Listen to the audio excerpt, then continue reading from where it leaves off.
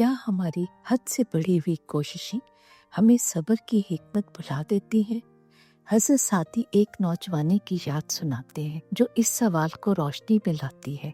ये उन दिनों की बात है जब सादी जवान, पुरजोश और ख्वाबों से लबरेज थे।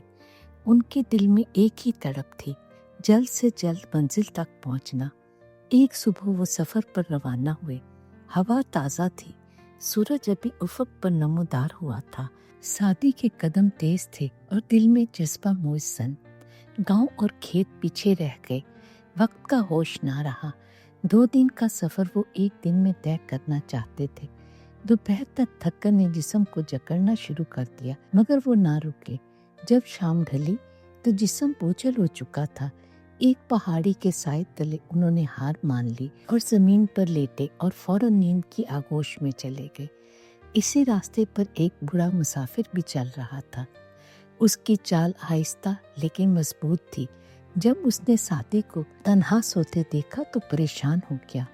वो करीब आया, आहिस्ता से जगाया और बोला, बेटा, इस सुनसान जगह पर यूं बेखौफ सोना अक्लमंदी नहीं। सादी शर्मिंदा हो गए मगर शुक्रगुजार भी। उन्होंने थकन का सबब बताया और कहा कि 2 दिन की मुसाफिर एक दिन में पूरी करने की कोशिश कर रहे थे। बूढ़े ने खामोशी से सुना, फिर मुस्कुराकर कहा, तेज घोड़ा बहुत दूर तक नहीं चलता, मगर ऊंट अपनी नरमी से सहराओं को पार कर जाता है। कभी कभी तेजी तरक्की नहीं बल्कि तबाही की तरफ ले जाती है। ये अल्फाज सादी के दिल पर जैसे उतर गए। उन्होंने महसूस किया कि वो सिर्फ मंजिल के पीछे दौड़ रहे थे, रास्ते को जाने बगैर। इस दौड़ में वो खुद को खो चुके थे। वो छोटे छोटे मनाजिर, वो सीखने के लम्हे, वो खामोशियाँ, उन्होंने वो सब नज़रअंदाज कर दिए थे।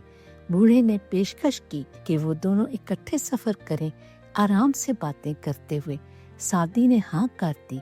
रास्ते भर वो शख्स अपनी कहानियाँ सुनाता रहा, जिंदगी के सबक, लोगों के किस्से, तजुर्बात की रोशनी, और सादी सुनते रहे, सीखते रहे। अब हर कदम उनके लिए सीखने का लम्हा था। आसमान के रंग, ज़मीन के फूल, परिंदों की आवाज़, सब जिंदगी बन गए।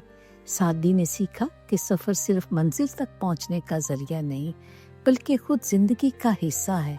और जब वो मंजिल पर पहुंचे तो वो सिर्फ एक मकाम ना था, अब वो मंजिल भी खूबसूरत थी और सफ़र भी। उस दिन से सादी ने ज़िंदगी को नए अंदाज में जीना शुरू किया, ना बहुत तेज़ ना बहुत आहिस्ता, बल्कि सब्र और हिकमत के साथ।